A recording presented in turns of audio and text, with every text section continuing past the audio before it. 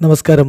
Raf talk ഫുട്ബോളിലേക്ക് ഏവർക്കും സ്വാഗതം. സൗദി അറേബ്യയിലേക്ക് പോയ ബോബി ഫിർമിനോ ഫോമിലേക്ക് എത്തുന്നു എന്നുള്ളത് ബ്രസീലിയൻ ആരാധകർക്ക് വലിയ സന്തോഷം പകരുന്ന കാര്യമാണ്.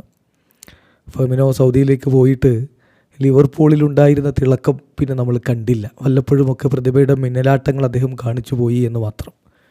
ഇപ്പോൾ ഇന്നലത്തെ കളിയിൽ അൽ തവൂണിനെ 2-4 ഗോളുകൾക്കാണ് അൽ അഹ്ലി മുക്കിക്കളഞ്ഞത്. അതിൽ ഒരു ഗോളും 2 അസിസ്റ്റുമായിട്ട് പൊളിച്ചടുക്കിയ റോബർട്ടോ ഫെർമിനോ. അദ്ദേഹത്തെ കൂടാതെ ബ്രസീലിയൻ താരം റോജർ ഇബാനസ് ഗോളടിച്ചു. പിന്നെ ഫെഡാസ് അൽബ്രിക്കൻ്റെ ഗോളുണ്ടായിരുന്നു. അതോടൊപ്പം റിയാദ് ബെഹ്റസ് ഗോളടിച്ചു. വമ്പൻ ടീമാണ് അൽ അഹ്ലി, അക്കാര്യത്തിൽ തർക്കമില്ല. പക്ഷേ അതിന് ഒത്ത റിസൾട്ട് ഉണ്ടാക്കുന്നുണ്ടോ എന്നുള്ളൊരു ചോദ്യം തന്നെയാണ്. 13 കളികളിൽ നിന്ന് അവർക്കിപ്പോൾ 23 പോയിൻറ്റുകളാണുള്ളത്. സൗദി അറേബ്യൻ പ്രോ ലീഗിൽ 5ാം സ്ഥാനത്താണ് അവരുള്ളത്. അതായത് അൽ നസറിന് തൊട്ട് താഴെയാണ് ഇപ്പോൾ അൽ അഹ്ലിയുള്ളത്. എന്തായാലും ഫെർമിനോയുടെ ഇന്നലത്തെ പ്രകടനത്തിൻ്റെ കണക്കിലേക്കൊന്ന് പോയാൽ 1 ഗോളും 2 അസിസ്റ്റുകളും കഴിഞ്ഞില്ല. 7 കീ പാസുകളാണ് അദ്ദേഹം നടത്തിയിട്ടുള്ളത്.